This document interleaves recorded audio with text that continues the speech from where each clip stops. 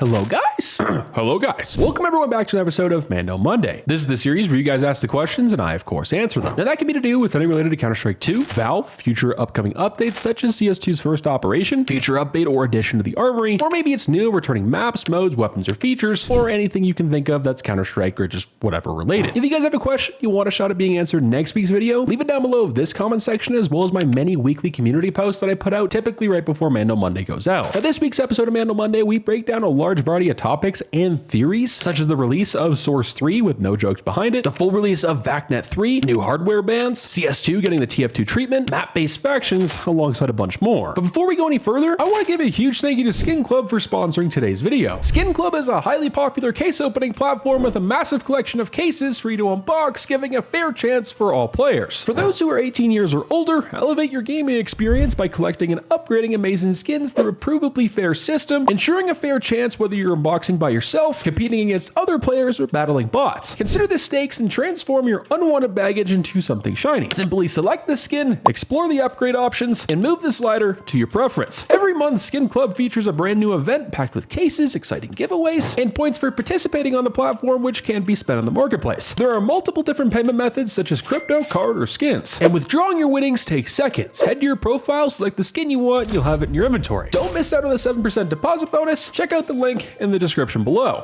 Let's roll. Now firstly for today's video, I want to hop right into the meat potatoes, and our first question up here is from Bolt CS2. This guy says, hey Luke Eats, I've been watching these Mando Mondays for quite a while now. Thank you, brother. Do you think they, which I'm assuming you're saying Valve, are going to ever add a real anti-cheat? Or maybe intrusive or hardware bans? I've been getting cheaters almost every day, wall hacks, and silent aims. Thank you for your question, but also statement about the current situation for cheaters. It really seems like over the last few weeks, and really ever since CS2 came out, it feels like anyway, everyone's on a completely different side of the fence when it comes to them. Some people have claimed they've never seen a cheater inside CS2, and I'm assuming you guys get the rest of that. But in terms of an anti-cheat and something being updated for VACnet that we have right now, those who don't know, Valve actually did release a small version of VACnet 3 earlier this year. I'm not sure if it was an alpha, beta, but it was in limited testing, so I'm assuming it's probably in some sort of beta. They're working on it a little bit further, and I think they're probably going to release this alongside Overwatch 2 when it's ready to go live and they're fully finished with it. As it stands for hardware bans and a kernel level anti-cheat, a kernel level anti-cheat when it comes to Counter-Strike, when it comes to Valve, when it comes to VAC, it's just not going to happen. And for some, they may disagree with this, but surprisingly enough, this is one of the few things anyway in recent history when it comes to Valve that I actually agree with. See, a lot of people think a kernel level anti-cheat stops everything, and that's just not going to happen. Cheaters are going to be in every single online video game you play, even at LAN, but especially online. There's just too many games that have come out over the last few years that have some sort of kernel level big anti-cheat that's supposed to be this, that, and just crazy, but it never really does anything different than when it comes to Counter-Strike, or in this case, specifically VACnet. Valve has been working on VAC for so long, I don't think they're just going to drop it out of nowhere and add some sort of kernel level anti-cheat to the system. And I actually agree that in some ways, VAC actually does it better than a lot of other systems companies use. Take example Valorant, Rainbow Six Siege, or Call of Duty. They have quote unquote kernel level anti-cheats, but they're too old, they don't get updated, and when they do, they just can't keep up with the times. Valve sees it as, well, they can ban the cheaters on the spot, and once you're VAC banned, you can't get it reversed, but obviously there are problems with that, similar to bot farms. Since Counter-Strike 2 is free, yes, you gotta pay for Prime to get those weekly drops, but also just play the game with normal people. You could just create a new account, start all over again, and boom, there you go. Now, as it stands for hardware bans or something along the lines of it, this alongside a kernel level anti-cheat, I don't think Valve will ever probably do this. Essentially, Valve and Valve's wording, they think the VAC system is better, which I believe to a degree it is, like we stated earlier. It's just there are some problems with it. Now, in terms of the future of VAC, when it will be releasing, we don't really know. Overwatch 2 and VACnet were added last year, so really it could be any single month now. Throughout 2025, since the last major content update, they'd have roughly 5 months to work on the next update. This could maybe be a part of it. And it was rumored for a very long time and still is as of right now for VACnet 3 and the future of VAC for CS2 that Valve is going to use some sort of AI anti-cheat to be implemented into the VACnet system. So Steam support, Overwatch, yeah, those are going to be a factor, just not as much as AI, which I'm assuming they're taking all the previous history from CSGO, which is over 10 years long, and that's going to help them ban cheaters within CS2, which if that works, I think this could be super innovative to the point where a lot of other companies might want to start following suit and ditch the kernel of anti-cheat they currently have. But let me know what you guys think down below. To playing on a game that has hardware bans and of course VACnet with CS, none of them really do it perfectly, but if I had to pick one to kind of stick with, I'd probably pick VAC, because people always find a way somewhere or another to get around those other systems. It's just the only problem with Counter-Strike is it's a free-to-play game, so people just make a new account. But if they could somehow solve that, I think a major problem would be solved. Now, our second question up here is from a long-standing viewer of the channel, that being Lord of the Potato. He says, will they ever add a new gun to CS2? Since they have added new guns in other versions of CS, as well as Condition Zero, etc. It's a great question, brother. Glad to have you back. And all I really have to say about new guns in CS2 is that they are coming, we just don't know when. And this, unlike a lot of other things, Valve has actually stated themselves, that being the devs, in an interview with PC Gamer right around the time CS2 fully released. Now, since that interview, their timeline is completely dismantled, and it's really hard to tell what stage of the game the devs are currently in and currently working on. But yes, at some point we are going to see new guns, we just don't know when. I'd love to see a Glock alternative, maybe an AK alternative similar to the M4, maybe some sort of new sniper that kind of rivals the AWP. I think that'd be pretty cool, not just to have a new gun, but just to change up the gameplay a little bit, make it fresh, make it feel innovative, but make it also feel familiar, which I believe Valve always does a pretty good job of that when it comes to Counter-Strike. Let me know what you guys think down below. Which weapon do you want to see next added to CS2? On to question 3. Now this guy says, I really want the map factions back. I'm just sick of the SAS and Phoenix connection being on every map. And well, I don't think you're alone, as myself, a lot of other players in the community, but also the professional scene can probably also back you with this. Sadly, at this point in time, and near the end of CSGO's life, I believe that ship has kind of set sail, mainly because of one fact, that being the sale of agents. That just ruined the whole process of having map-based factions. Near the end of CSGO, we started seeing maps not have as many new agents, returning agents from prior Counter-Strike maps come to the new ones, and we just started seeing the same couple every once in a while. And then obviously with CS2, we're just down to the Phoenix collection and the SAS. Now, very similar to souvenir packages, Valve just makes way too much money just to go back to the free route. But maybe in the off chance we could see them, let's just say on a remaster of Mirage, and then they'll eventually probably add paid options for the armory. But since 2021 and Operation Riptide, we have not seen agents whatsoever, not even mentioned in the game files since then. A lot of players just don't really know what to make of it. But for a lot of people, it's actually more than just paying some sort of dollar amount from sort of character in your game. A lot of the agents with their specific voice lines for certain maps gave the maps and just overall franchise some character. I also will add in here, a lot of the voice lines we had in CSGO for the SAS and Phoenix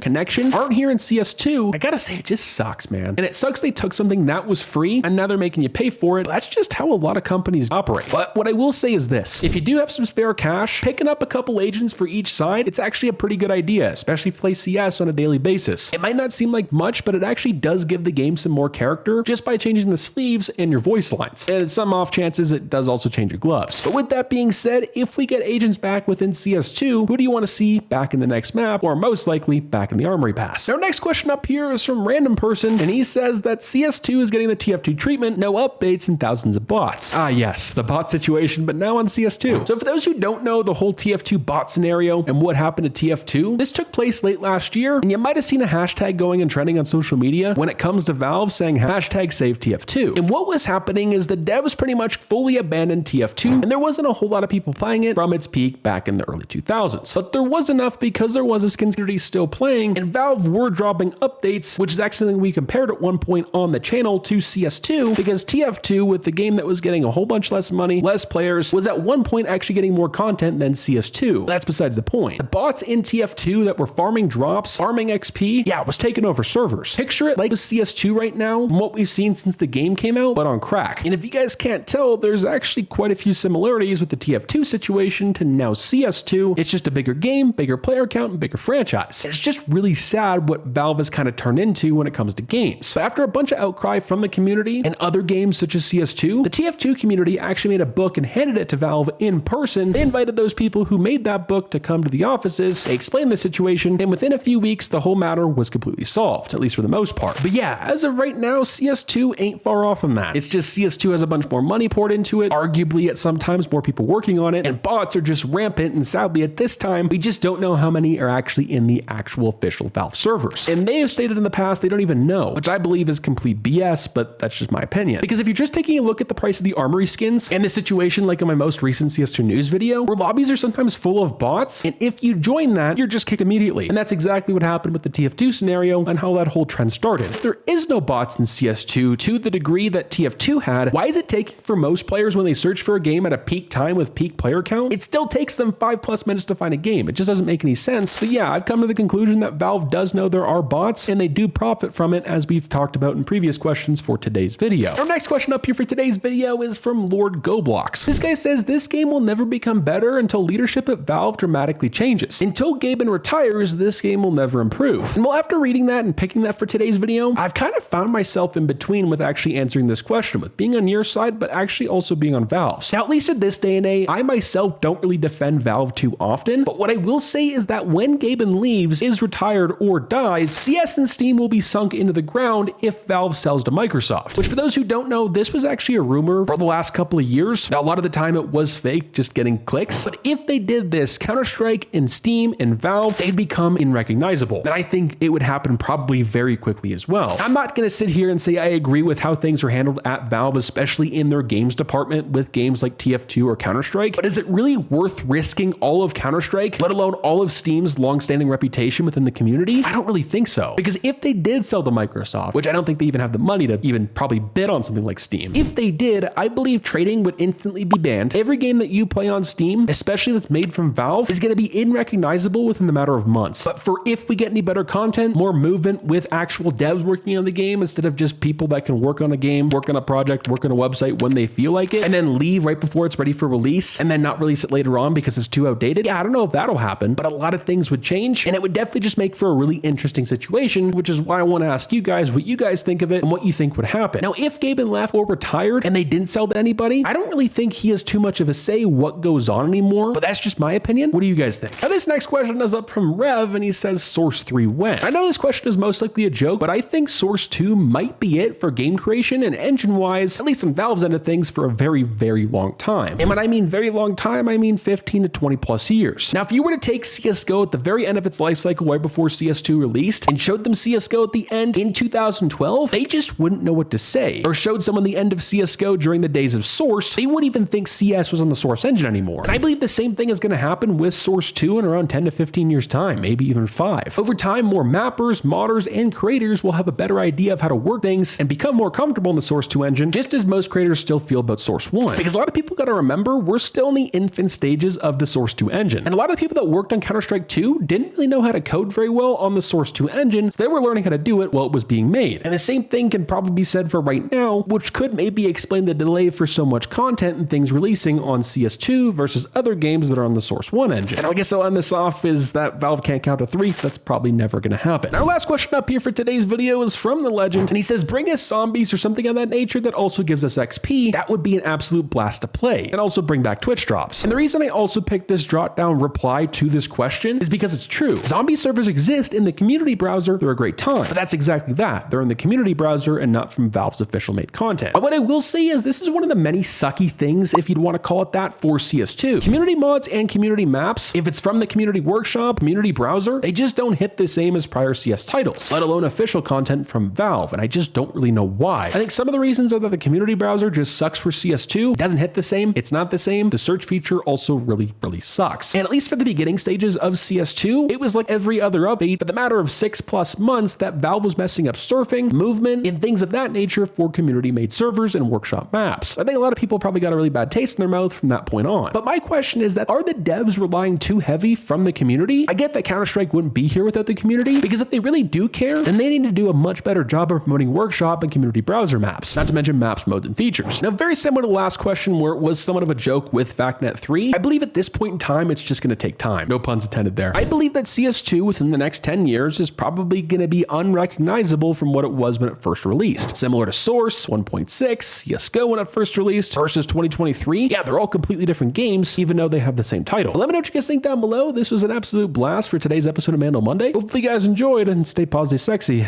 I'm out, guys. Peace.